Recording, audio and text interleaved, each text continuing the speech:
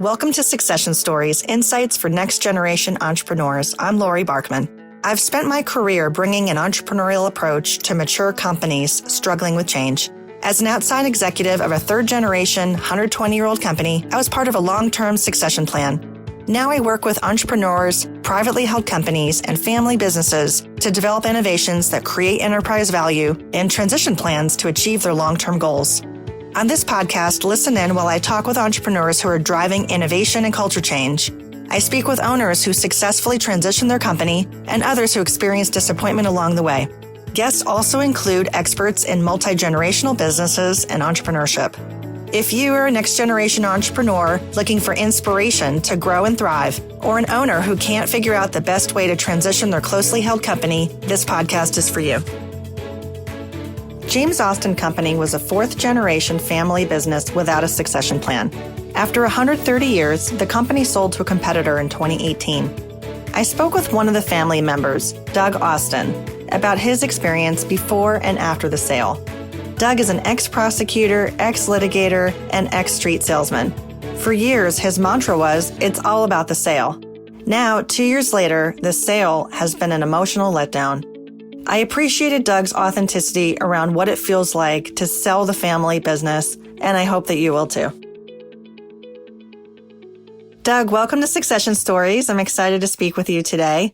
Let's start by talking about the family business, James Austin Company.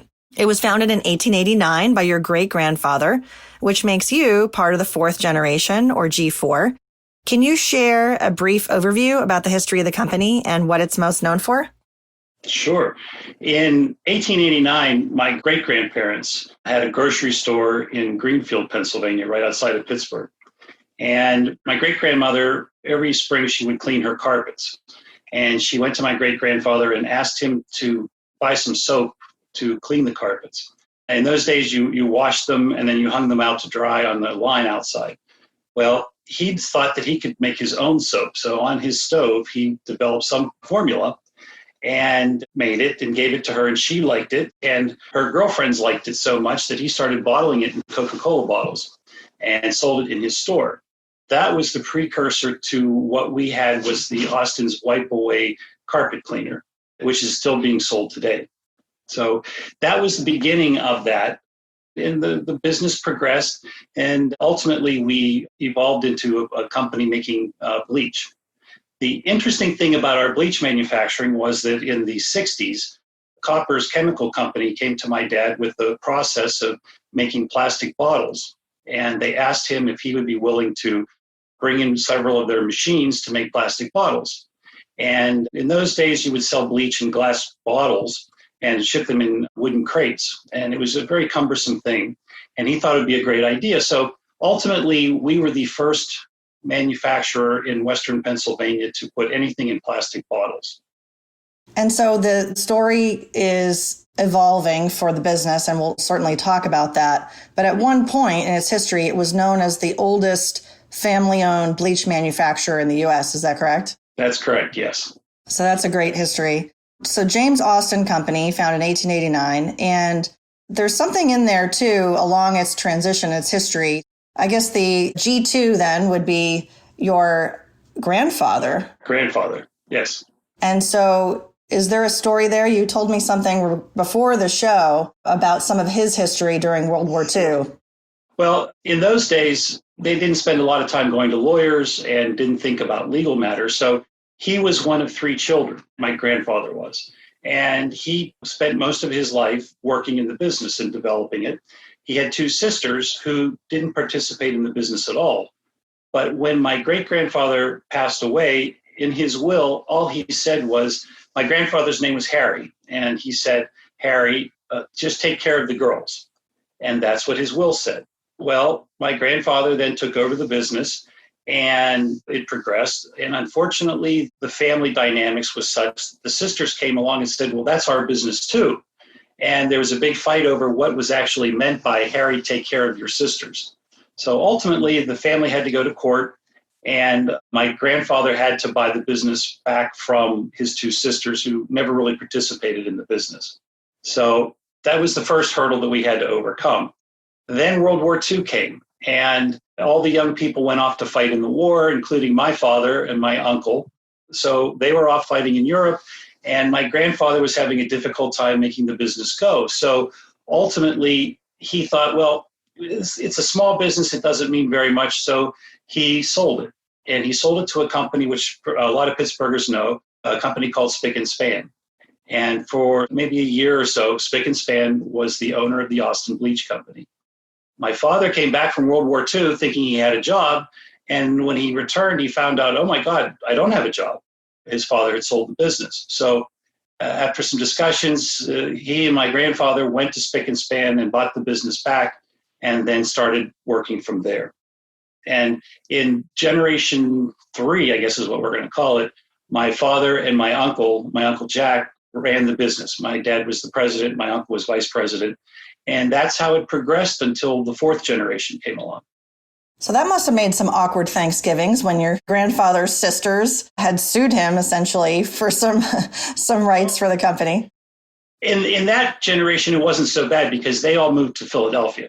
And so they really didn't get together very much. And I'm too young to remember any of those Thanksgivings. But that's one of the dynamics of the family business. You're working every day together, and then you may have a blow up, you may have a fight, business related. And then at night, you have to get together and be social. And that really does create some bad chemistry in that regard.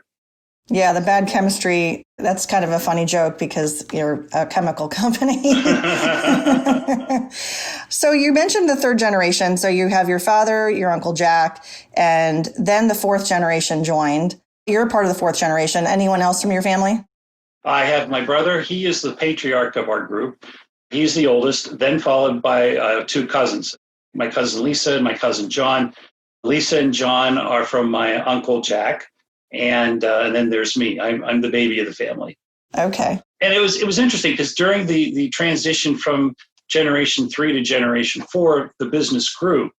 We were always located. First, we were in Greenfield. Then we went to Lawrenceville. From Lawrenceville, we went to Hazelwood. Hazelwood, we went to, there was another location. And then ultimately, my grandfather bought a farm in Mars, Pennsylvania, up in Butler County, and moved the whole factory from there up to Mars. Since then, in the next generation, we expanded and we had 4 factories total all over the country. We were in New Hampshire, we were in Massachusetts, we were in Mars, North Carolina, and Florida. So multiple locations, which is probably a good segue for me to ask you about your experience joining the company. It's a common question that I get. People are curious about family businesses and the leadership, and if people get work experience outside of the family biz before they join. What was your experience? I recommend very highly that everybody should go out and get a job before they enter their family business. The main reason is because you learn how to be an employee. There's some feeling that you don't have when you just go straight from being a child in the business to being management. There's never that fear of being able to be fired every single day you go to work for something that you do. And so when you actually go out and work for somebody else, you learn how to be a good employee, which then helps you relate to employees when you have them. So what happened to me, since I was the baby and there were all these people in front of me and I knew there was never an opportunity for me ever to become president of the company, I went on my own. I went to law school, became a lawyer. I started off as a prosecutor with the Attorney General's office in Pennsylvania. Then I started a law firm and then had another law firm. And ultimately, I became a litigator. And that was what I did for many years. The tough thing is that my dad always had the dream of me being in the family business. And even though I was going through law school, he would come to me and say, well, we're really proud of you, but we really want you to come into business.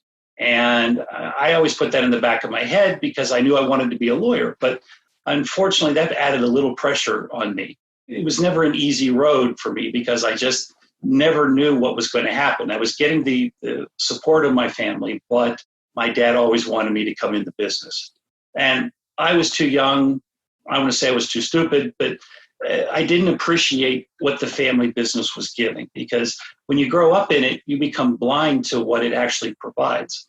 And so I never recognized that until I started my law firms. And then you start a business. And anybody that has started a business knows how difficult that is. You live on credit cards, you live on credit, you do what you can to survive. And it took 2 or 3 years for my law firm to really kick off, and then it did. But it was a very humbling experience, and it was a very difficult experience, especially because my father had this rule that if you were not in the family business by age 30, then you were not allowed to be in it. And that was the rule that he had for both my brother and myself. My brother was already in the business, so it wasn't an issue for him. But for me, it was a big, big deal. And I saw my brother and my cousins. They were always traveling. They were always staying in hotels. And I became a little jealous because I was always stuck in a law office in Pittsburgh and going back and forth and working 6 days a week as a lawyer. And it just seemed like they had a much, I don't want to say easier life, but it was a more relaxing life than what being a lawyer was. And so at the age of 29, knowing that my time frame was running out, I came to my dad and I said, Dad, I think it's time for me to get in the business. And so there was a lot of haggling going on, a lot of issues. He was happy about the whole idea, but the question was, how do we fit Doug in, especially since he had no experience with bleach and whatnot. So it took a while. He had to take me under his wing, and he had to teach me the business, and it was a very, very odd thing to go through. Finally, by circumstance or happenstance, we had an opening in our Florida facility, and my dad asked me to go down and run the sales in the Florida division. And that made it real easy. I mean, to tempt a 20-year-old to say, do you want to go live in Florida? Wow, that was a great experience. And so off I went. But he was very nice about it. He let me still continue to practice law. I kept the law practice open with my partner, and she and I ran the firm, and I would fly back to Pittsburgh and try cases. She did the research, and I was the litigator. So we did that for many years until, unfortunately, she passed away from cancer. And so we ended up closing the business up in around 2001. 2001 is when I had my last jury trial. So there's a lot of transitions in there. So when you first learned about your father's desire for the age 30 cutoff, did he ever share with you why he insisted that if you didn't join the company by age 30, you were never going to join the company? I think he did, and I don't remember the reasoning. I think he just thought 30 was the right cutoff point. He always told me that there was always that thing in his generation. He had 2 brothers and a sister, and the sister didn't want part of the business. The one brother became a doctor, and then the other brother was my Uncle Jack. And so I think in his mind, that was the way he was going to resolve the issues that came along with my grandfather and his sisters. So he was trying to think ahead and come up with a fail-safe method on how to protect the business. So you mentioned there was a nice relationship with your father. He kind of took you under his wing, gave you the space to keep doing law and litigating. Were you doing law for the family business? Yes, I did that as well, but I was basically handling my own clients in my law firm. So what were you doing when you joined your family business, James Austin? What was your role there? I was in charge of sales in Florida, and that meant not only Florida, but the southern part of the United States, the southeastern section. So I was living outside of DeLand, Florida, which is near Daytona Beach, and ultimately was traveling and calling on customers. And the thing was learning the business, and that was a thing that I had to learn, how to do pricing and how to do advertising, marketing, and all that good stuff.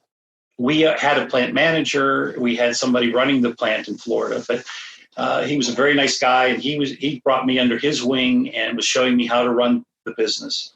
And so it was all a big learning process. And typically, lawyers are not known for being salespeople. So I guess in some sense, you had to learn a whole new skill set, but you must have had some innate skills that helped you. And I also understand from a little bit about the product that it serviced pools. So was that part of your customer ecosystem in Florida? There was certainly a lot of pools. Yes, we would sell on the wholesale side of things. We would sell to companies that ultimately would sell to other companies that made the calls and cleaned the pools and whatnot. But to go back, being a lawyer is a salesman, especially when you're a litigator, because you're trying to sell your case and your story to a jury or to a judge. So there, it was kind of interesting. I think growing up in a family business, you were always surrounded by sales. It's always surrounded by business. So when I became a lawyer, it was kind of easy to go into that. The only problem that I would run into was when you were a salesman and there was a difference between reality and what the book said. I remember being at a grocery store down in Washington, PA, and it was my first time that I was working for Austin's as a real person before they sent me to Florida. And it was a very short time. It was for just like a learning experience. And I was working, and the manager of the store came up to me and said, well, I want you to take back certain products that weren't selling. And I said, well, I'll do that, but you already bought them. And I'm thinking, as a lawyer, you signed a contract, the contract is a valid contract, and you're stuck with it. And he pretty much told me, well, you can have that attitude, but if you do that, I'll never buy anything from you again. So lawyers think differently than business people. And even though lawyers are business people, it's a very strange dynamic there where you have to say, all right, here's reality versus what the law says. And that was the biggest lesson that I had to learn. Yeah, for sure. I want to ask about the dynamic between the other family members. You mentioned your brother. So your dad was excited you were joining the company. You were learning the business. You're in Florida. Your brother at this time, was he president at the time, or was your dad still in charge? My dad was in charge, and then my uncle was second in charge.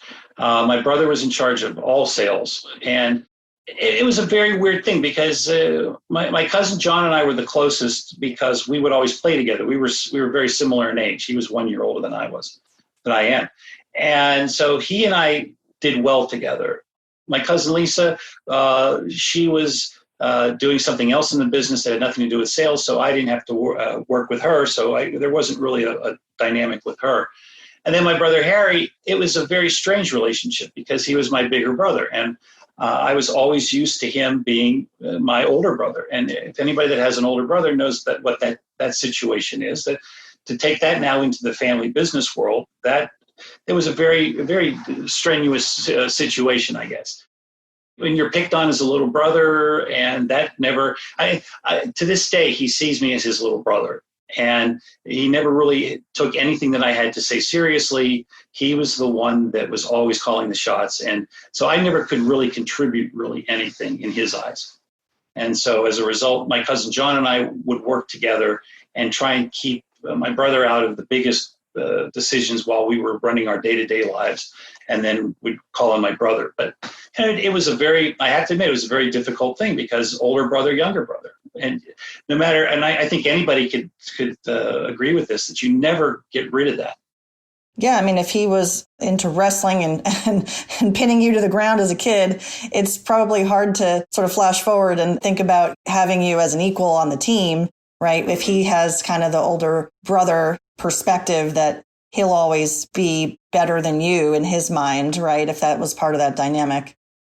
Right. And again, going back to Thanksgiving, you could have a really bad big brother, little brother fight at work and then have to go over to his house for Thanksgiving dinner and made it very awkward because you have to try and put your personal thing aside and the business aside. And it was very difficult. So. Did you have any buffer? Well, you mentioned your cousin. Were there any other buffers in your family that you could talk to about it? Yep, I used my mother. And of course, being the baby of the family, I knew that you could always go to your mother and complain to her, and then she would take your side and go beat up my older brother. So I would always use my mother as the buffer and complain to her. And I knew that as long as I had her around, I was safe. And so till the day she died, that was the way we did things. And I knew my brother knew what I was doing, and it was pretty obvious, and he hated it. But here again, when you have a business, and that's the one drawback, one of the drawbacks of family businesses, that you have to throw the family into it. So you have the mother protecting over everybody. And your father at this point, when did he transition to becoming chairman, or did he leave the company altogether when he retired? Well, officially, my dad and my uncle never retired. They worked until they passed away. My dad passed away in 2001. My uncle passed away, I want to say 6 years later. So, but my dad passed away at 86. So he was always grooming the next generation of what their roles were going to be. So when ultimately, he worked the day that he passed away. And so he never really moved away from the business. And he was not really sick, so he never had a downtime other than normal hospital stays, but he wasn't in a nursing home or anything like that. So when he passed away, it was, okay, the next day the business has to continue. So everybody moved up a rung. And so we were all ready to move into that world. And then my brother became, my uncle became head of operations, and my brother became sort of the president, because my uncle became CEO and chairman of the board. But it was pretty obvious because of the grooming that you knew your brother was going to ascend to CEO eventually. Yes, I think that's one of the things that our generation decided, that we need to pick somebody who's going to run the business. And it was always thought of as my brother being the oldest, he was going to be the guy in charge. And that was never an issue. And that made it very easy, because when decisions had to be made down the road, we relied on him to make those decisions. So your father passed away in 2001. And if we just jump forward a decade or so, your company sold in 2018, correct? Yes. So I wanted to talk about the sale. Who was involved in the decision-making about putting the company up for sale? Well, it kind of came as a surprise to everybody. And what I mean by that is, as family, we would always hold meetings, whether it be sales meetings or operation meetings. And one day we were in my brother's office, and he said, guys, we have to figure out what we're going to do, because my brother just turned in his early 60s. And he said, we don't have to think about it now, but ultimately we're going to have to do something with the business. We have to have a succession plan. And since we were all very similar in age, there was a 4-year difference between me, the baby, and my brother, the oldest. We were all going to retire at the same age. I think all of us had the idea that we would work like our parents, our fathers and uncles, where we would just continue on until we died. And that was fine as long as you had the next generation. Well, we didn't really have the next generation. My brother's kids were just coming out of college, and they were starting their careers, and they were not involved in the bleach business and had no desire really to be in the bleach business. My cousin John had his kids, but they were still in high school, so they really didn't know what they wanted. And my cousin Lisa's children were in the business, but they didn't want to be involved in the managing of the business. I have no children, so we looked at each other and said, what are we going to do? And because we were a family business, a lot of our trusted employees that we had were all people that grew up in the business, and they were all retiring. So we couldn't give it to the employees. So we started to think we need to come up with a plan. It didn't have to be right away, but we had to come up with something. And lo and behold, out of the blue, our competitor, who we were always in a knockdown, drag out fight with over pricing and customers and all that, just came to us and said, if you guys are ever interested in selling, we'd be happy to buy it. And that got us thinking and got the ball rolling. And but the family made the decision to go and sell in November around Thanksgiving. We met with the owner of our competitor at the Pittsburgh airport around Thanksgiving, and the company sold in March. The final paperwork was signed in March. And our accountants and lawyers all said, it's amazing how quickly this goes, because we were a company of $100 million in sales, and with 4 factories and all the employees we had. It should have taken a lot longer than it did, but because all the family was in agreement, there was not one family member that said, no, I want to keep the business. And based on what the situation was. And so we all sat down and agreed to it. The lawyers and accountants went through it, and before you know it, it was all said and done. That's incredible how quickly the deal closed and how smooth it was. And were you involved in the due diligence phase where the other company was talking to all the family members, management team? Were you part of that process? Yes, all of us were. And we all played a part. I was able to show my great lawyer skills when we would sit down with the lawyers, and I would ask questions, and so it was kind of fun because I got to be a lawyer again. But in all, it was an easy process, I should say. Yeah, it took time, but I think in the scheme of things, and it sounds like it was a good fit. So who ultimately did the company sell to? You mentioned it was a competitor. Can you just share a little bit about them? Sure. It was a company. It's a company called KIK Custom Products. KIK Custom Products is owned by an equity group, but KIK is an independent part of a subsidiary of the equity group, and they are the largest bleach manufacturer in the United States. We don't associate ourselves with Clorox because Clorox is kind of its own little world. It's kind of over there. Because we deal in different kinds of customer base once you get beyond the grocery stores. But so they were the big guys. They were headquartered in Toronto, Canada. It's my understanding that they have since moved to Chicago, I think. But they were the largest, and they came in and bought us. And they gave each of our family members a 1-year contract to continue on to help with the transition phase. And my contract ended in March of 2019, and that was when I ultimately left the bleach world, and so that's where I've been ever since. So one thing I read about the company that you mentioned, KIK, they also own Spick and Span, which is an interesting historical tie-in, seeing as your company was once sold to them, as you mentioned earlier, in World War II. Is that correct? That is correct, yes. KIK went on a little buying spree, and they started buying up little soap companies and little chemical companies. And one of the ones they bought was Spick and Span. And it is kind of funny because here it is. The company that my grandfather sold the business to is now the same company that the fourth generation sold the business to. And I appreciate you sharing some of the mechanics. You talked about the deal and how it was, structured, and then the family members had a 1-year contract. I want to talk kind of about the emotional side of this. What did it feel like when you were going through the deal and then now it's done and your family since 1889 has owned James Austin Company and now you don't? What did that feel like? At first, it was kind of a relief because going through a sale, it's a stressful thing. And there's all kinds of little things you have to accomplish while you're going through the sale. So it's more mechanical than anything else. So you're not really thinking about the ramifications of selling the business.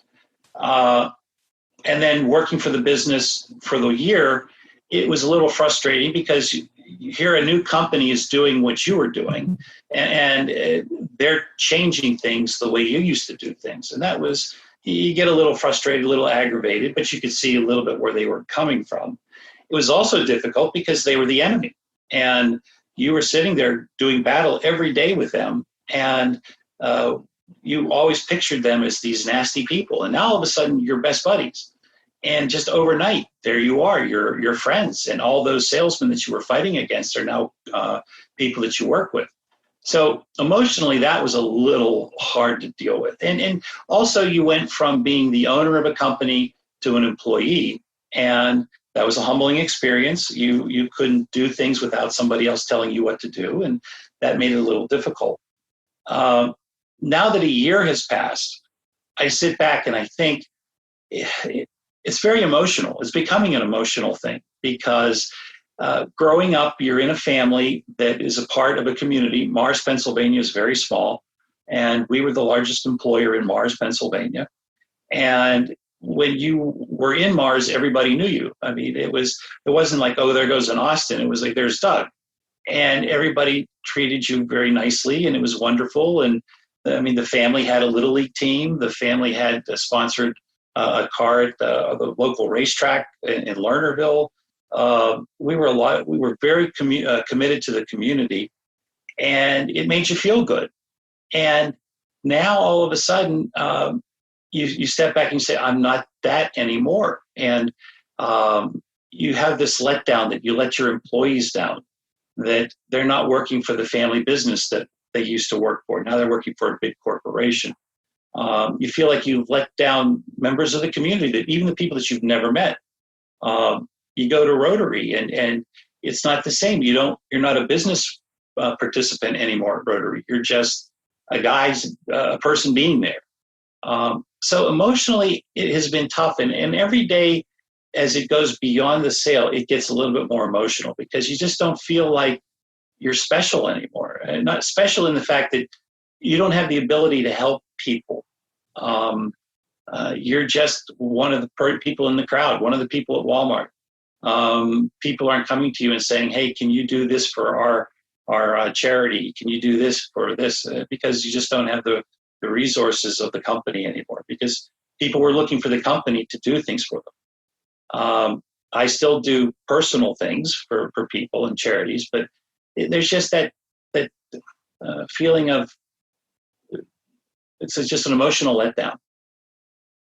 It's an identity thing too, isn't it? Your identity for your family, even your name, your first name is James, right? Yes. So you literally have the company name on your door, so to speak. Mm-hmm. And there's a disassociation that's never been there before. And now it is. And that is a disconnect that you probably, as you said, it's something that you're learning to live with. I can imagine the employees of the company, maybe they were very long-term employees and they went through some emotional changes too. Did you talk to people who work there? How did they feel about it? Yeah, we treated everybody like family. And we would go to weddings, we'd go to birthday parties for their kids. And now all of a sudden that stopped. And we still keep in touch with a lot of our employees. We have a group that gets together all the time from the office, and some of the folks that were in the production room. And we go out and eat wings, or we'll go bowling or something. And we try and do that every month or so to try and just keep the family atmosphere going. And we still get invited to birthdays and weddings and things like that. But as they continuously retire and move away, the family keeps getting smaller and smaller. But the one thing that was really a strange thing, when you grow up in the business, you don't think about things. But when I would go out, people would say, well, you're from the Austin Bleach Company, because our name was in every grocery store in Western Pennsylvania. So people they associated you with the bleach and the name. So you became kind of a celebrity, even though you didn't feel like a celebrity. And every time I'd go into a grocery store, I'd walk down the bleach aisle just to check on things, to make sure everything looked nice. Now I avoid it, because it's not my bleach anymore. Even though they use our name still, it's not mine anymore. And it's not my brother's, it's not my cousin's. And so it's a painful experience. And I'm sorry to hear that it's painful. You know, maybe from the outside, we hear about the sale and we think, oh, isn't that great for the company? They all made so much money. They're going to go sit on the beach and drink Mai Tais. And I think the story that you're sharing quite authentically, which I appreciate, is that it isn't always, balloons and unicorns. So hopefully financially, you guys, your family, appreciated what it's done for you. But there's a what's next there, right? You're not ready to retire. You want to pursue your next. Mm-hmm. I understand your brother is still with the company. Is that correct? That's correct. They kept him on. He seems to be one of the only people in the country that knows how to make bleach. So they've kept him on, and he's very good at what he does. And so I keep asking when he's going to retire, and he keeps changing the date, but who knows? Who knows? Yeah. So tell me about you there in terms of your next and thinking about your strengths and your problems to be solved. This is something that I think is really important for everyone, not just people who are selling their business, but there's a lot of people right now who are really trying to figure out their next because of the economy. And I personally am too. I think it's a great opportunity. And I work with clients to help coach them on finding their next. What are some of the things that you're doing to shape that next thing for you, your next chapter? Well, my dad always taught us that we should always have another plan. And when you grow up in a family where you're always working, it's hard to just stop. And I haven't been able to do that. So I've actually been out looking for jobs. And it's really hard to take somebody who has run a factory and has owned a factory and plugged them into somebody else's factory or into their business. I've been told many times that at 58, I'm too old. I made too much money, even though we never paid ourselves a lot of money, and that I have too much experience. I thought as soon as we walked away from the business, getting a new job would be a piece of cake. And it hasn't been.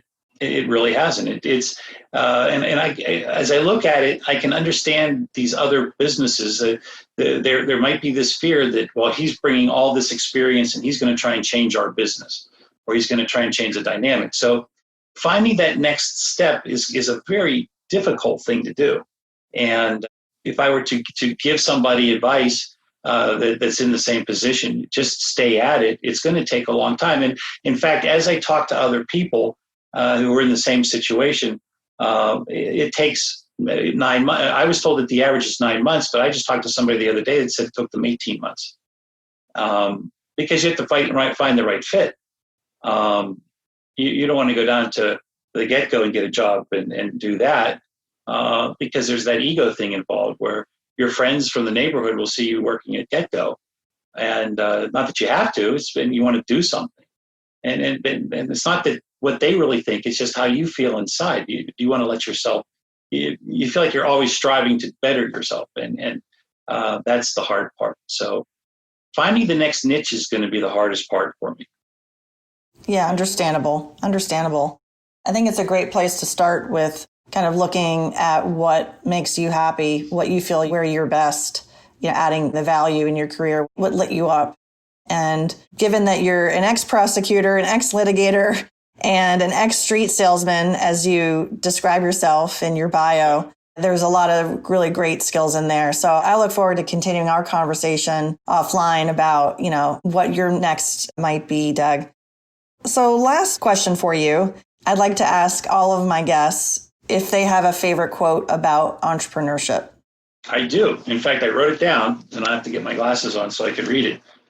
I found this in a book written by Burton Folsom called The Myth of the Robber Barons. And he said, in talking about the succession of one generation to the next, he says that an inheritance can be transferred, but an entrepreneurship, talent, and vision cannot be. And that to me says it all. I mean, my great-grandfather was an entrepreneur. He had a vision, and he passed it on to his next generation, where my grandfather became an entrepreneur and had a vision. My aunts didn't, but that created the family problem. Then we go to my father, and my father and his brother, my uncle, they became entrepreneurs. And that has been instilled in us. And I see that same entrepreneurial experience and vision in my brother and my cousins and myself. But I have also known family businesses where the next generation takes all the money and spends it. And in the end, they don't have anything because they never had the entrepreneurial vision. And that is the most important thing to continue family businesses. And how you instill that in your next generation, I don't know how you do it.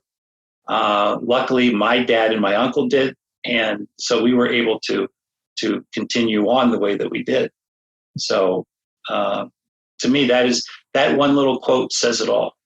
It does. And your company lasted about 130 years, which is more than twice the length of an average, company, family business. I've read it's like 60 years, the mean age of family control. So already your family business has exceeded expectations there. And I also read that about 3% of all family businesses operate at the fourth generation or beyond. And there's a lot to be proud about for James Austin and what he created and what your family led. And I know also I read in your bio that it's all about the sale. And I think that's maybe a great spot to end, because I think for this show and what you've shared and your experience and what you learned, it was about the sale.